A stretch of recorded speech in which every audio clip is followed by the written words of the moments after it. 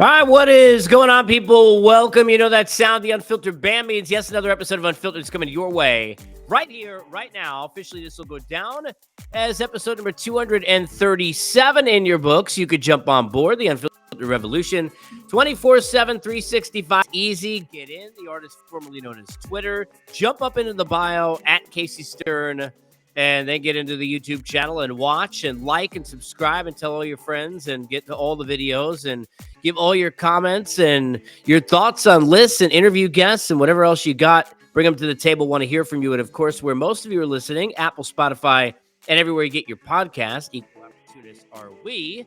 And thank you for the opportunity to have the Unfiltered band and to have you here on episode 237, Christmas gifts and New Year's resolutions. In sports, as fans, we are never grateful enough. It is the greatest lesson you can have in the holiday season of that of being grateful. And it is something that at the outset, I want to say, because I know there are many people who are in this category who are listening or watching right now. If you are having a hard time during the holidays because of things you might be going through, or you lost a loved one, or you're spending time without people that you normally do, or all those things that could be in so many different categories of life.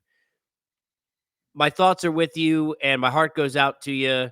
And try and make the most of and be grateful for what you have this holiday season. I know how difficult that can be, and I know how difficult that can get during holiday times for a lot of people. So obviously the best to you. We'll deliver the best here and try and give you a little bit of some levity if you're not having the best of holidays, or if you are, just add on top of that. And of course, we are happy to be here because of our friends at Bet Online. Bet Online, your number one source for your sports betting needs. Whether it's the latest odds, lines, matchup reports for basketball or football, boxing, golf, baseball when it's here, whatever you got, they've got it. BetOnline continues to really be the fastest and easiest way. Get all your wagers, your live betting, your favorite casino and card games. They are all available to play right now, right from your phone. So do yourself a favor, people. Head over to the website. Use your mobile device. Get on it. Sign up today. Get on all the action. Remember to use the promo code. It's BELIEVE, BLEAV. 50% welcome bonus on your first deposit. It is Bet Online where the game starts as we get started here now.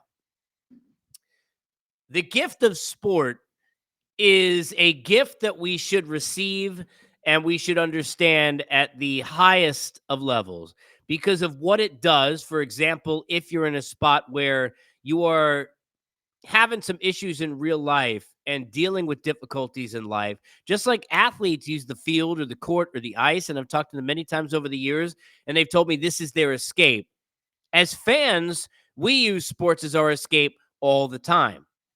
However, we have not accepted these gifts so much over the last, I would say not just this year, but the last several years, which is why I am saying to you right now that combining the two, my New Year's resolution for all of you, no matter what team you root for, no matter what sport we're talking about, and obviously do a lot with baseball, love basketball, you do football, hockey, I don't care what it is. You're into rugby, you like soccer or football, if you call it that, whatever it is, right?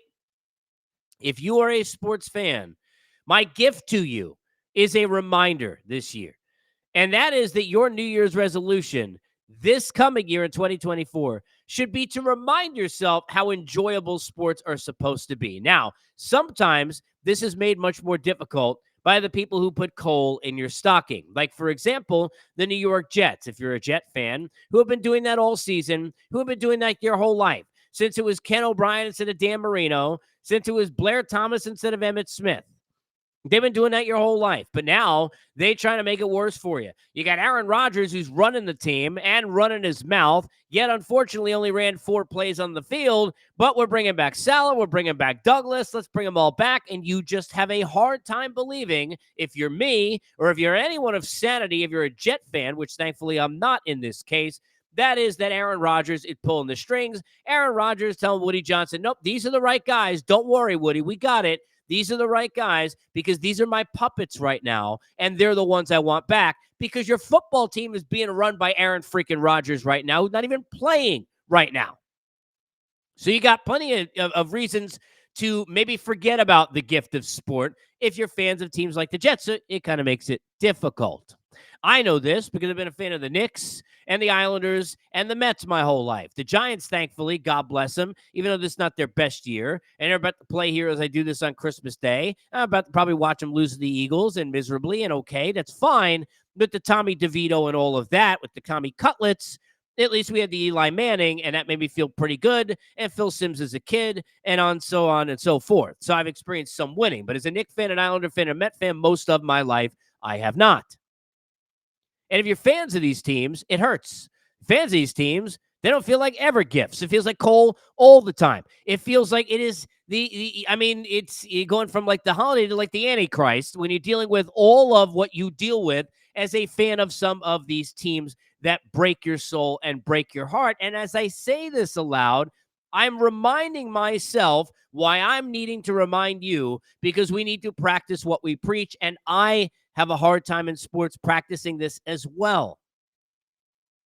It's not as easy as it was back in the day, where I learned math by looking at batting average in a newspaper the next day. Not as easy as it was when I was getting a student discount for $10 at Nassau Memorial Coliseum, banging on the back wall in the top of the 300 seconds, literally in row S. In the top row, obstructed view, couldn't see shit down on the ice, but I was happier than a pig in that spot. I literally, it was like the greatest days of my life were spent there, and could barely see what was going on down on the ice, and it didn't matter because that was that purity of sport, that purity of fandom.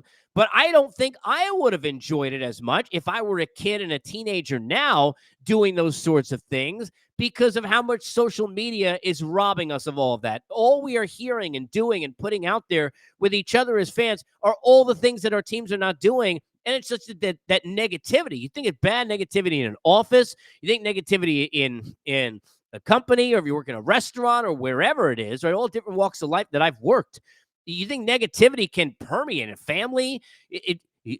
Negativity on social media, a whole nother level. And when you're dealing with fan bases, now you got too many places to spew all this ire and this vigor and this disgust that you've got for most of the teams that you root for, unless you're fans of some of the teams who seem to have it easy. And there are some of those. Hello, the Dodgers right now, not worried about much. I mean, neither is Joe Kelly and his wife. Just got a Porsche from Ohtani, speaking of Christmas gifts, okay? But there's so much negativity that's out there. We forget the purity of it, the purity of waiting in line for tickets at will call, and of even going like day of to like see what section you're going to sit in, or what it's like when you walk through the tunnel. I've talked about this before. I'm not even a Yankee fan. My whole family are, except for me. But I remember going to like Jim Abbott's no hitter and going to Yankee games, and as a kid, and walking through that overhang, that tunnel of that section, and you walk out and it opens up to the stadium. And it's the greatest vibes of your whole life. I mean, it's like nothing you've ever experienced in the world.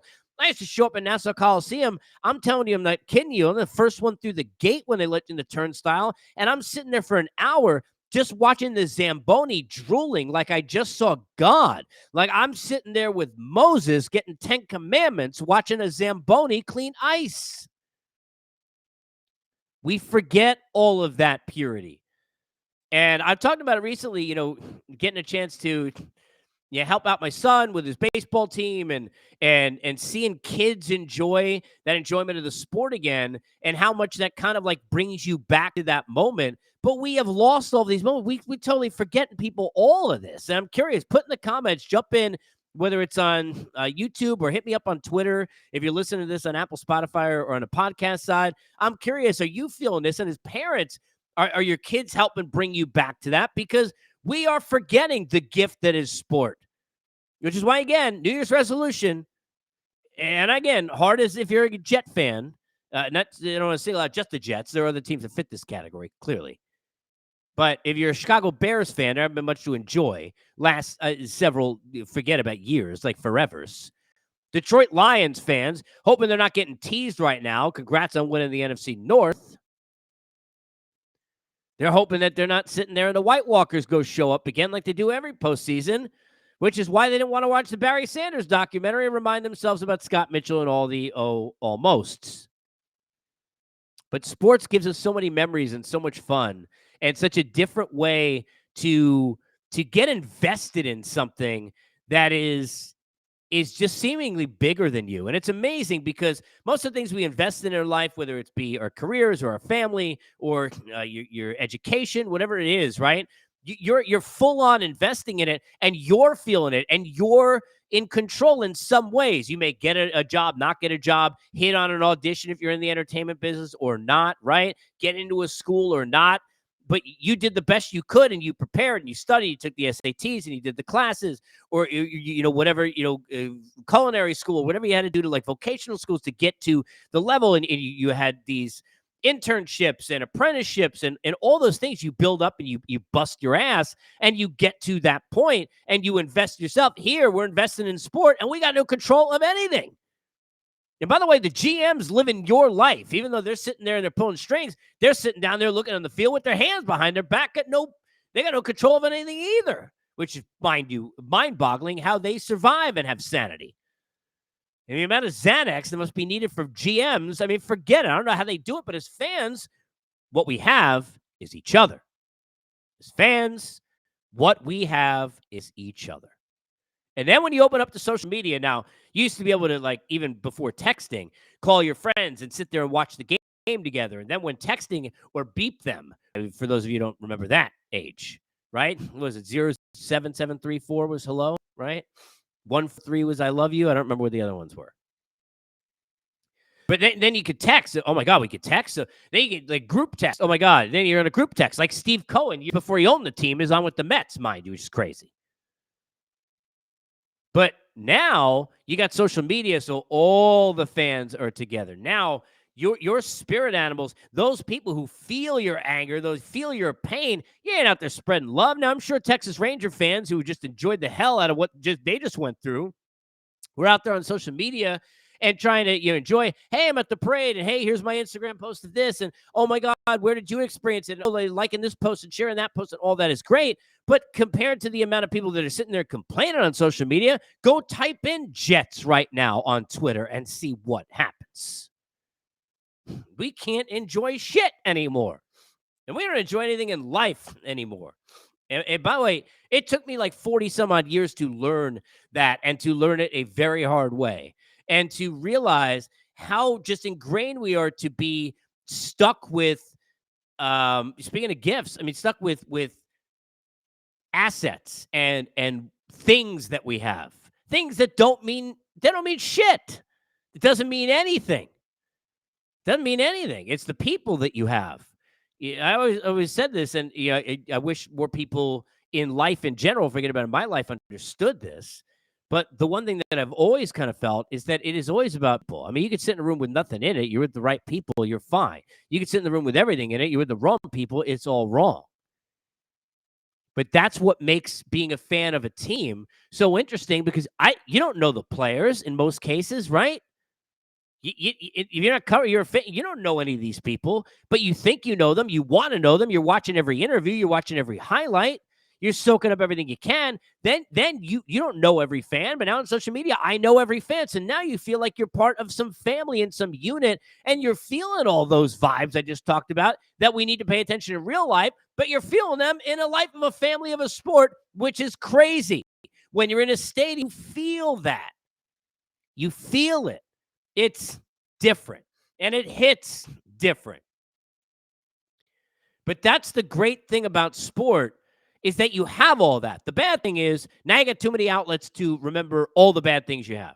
And it's why, I've said this before, so many fans nowadays will root for teams that have opportunities and chances to win, that are in playoff races. And look, I know the Islanders aren't winning a cup this year, and their coach isn't very good, but they're 16-8-9 here as I sit here on Christmas Day, and they're pretty darn good. They're third best in the East. I have no idea how. And by the way, they should have been bester because they didn't blow so many freaking leads. They'd probably be ahead of the Rangers, not 6 points behind them. How that's happened, I have no idea. Their power play is good for the first time in like a blue moon. It's crazy.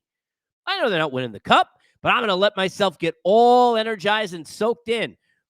And I'll hit that failure when it gets there, but I'm not going to not enjoy the ride. You got to enjoy the ride.